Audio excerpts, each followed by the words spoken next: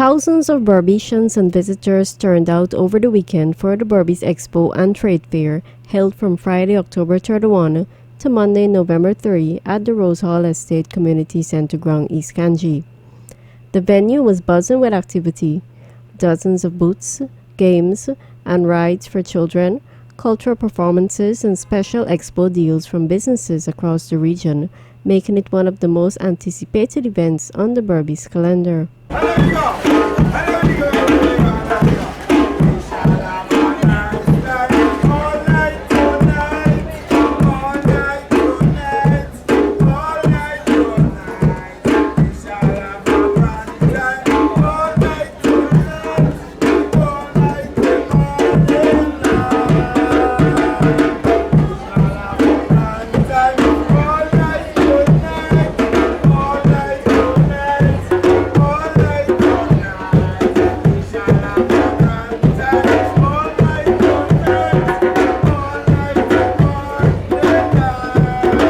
A standout feature this year was the strong focus on agriculture and agro-processing, which tied directly into the Expo's theme, harnessing new wealth, modernizing traditional sectors for sustainable economic development.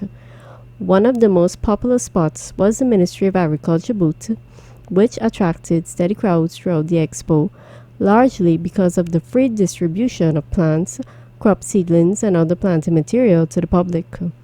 Crop Extension Officer with NARI, Ms. Narima Ali, told Channel 8 News about the services they offered at the booth and the overwhelming response from residents.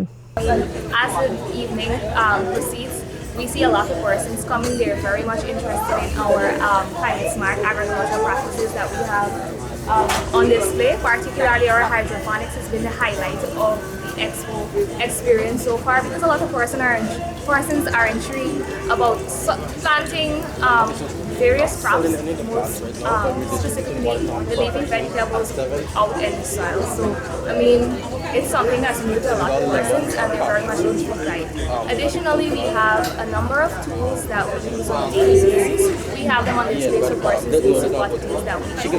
And they also know about the services that are available to cash crop farmers across the region.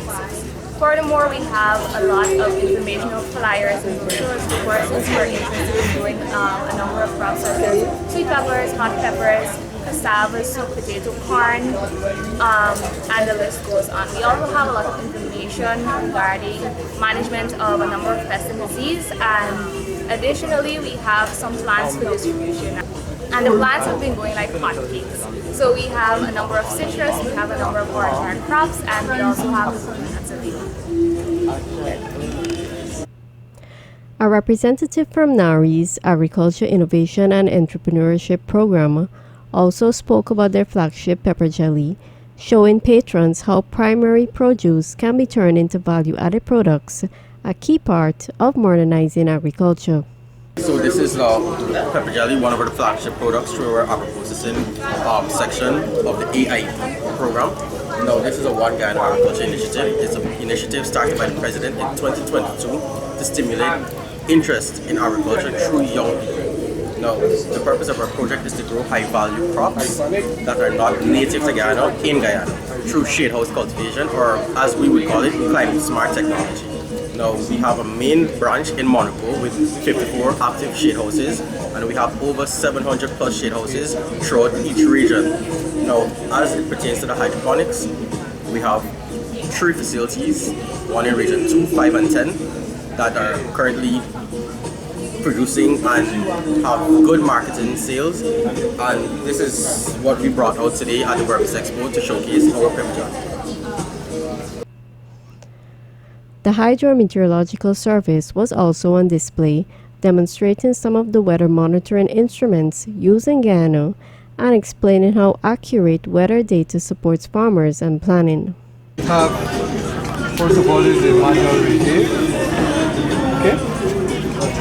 We call it a still well. Still well, you put it into a pan, so we want to monitor evaporation, monitor water being dried up.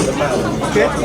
And at the same time, we have this thermometer. This is floating in the pan to give you both the highest and the lowest temperature. Then we have here the sunshine recorder. which records bright sunshine hours. Okay? You might want to know why I say bright sunshine hours. Because the sun is always there, but at times the clouds block it, right? So this is why we say bright sunshine hours. Right? On this instrument, we have 3 different cards we use. It depends on the season. You know, we have summer, we have winter. The other season we have is when both day and night is 12 hours, right? Equal day, equal night. Then we have this, called the anemometer. This is an anemometer.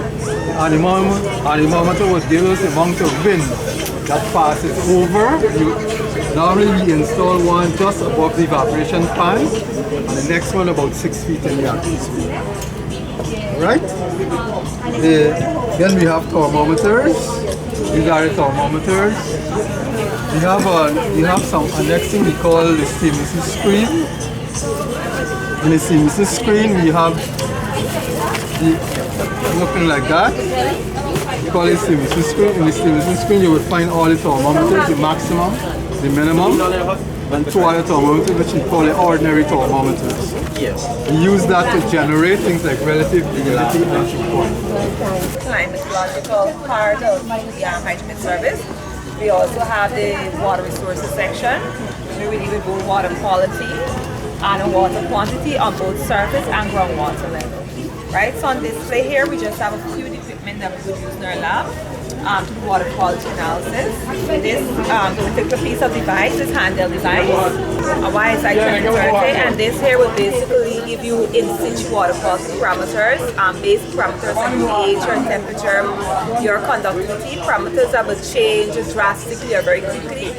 And then we also have a part where you can bring back water samples using sample bottles. Now this is a very small one. We have larger ones like a 250 ml and I think it's a 500 ml. And you treat those samples, preserve it, bring it back to the recommended pH levels before we actually can do some tests on it. And we can use instruments like the R3900 we have on display here.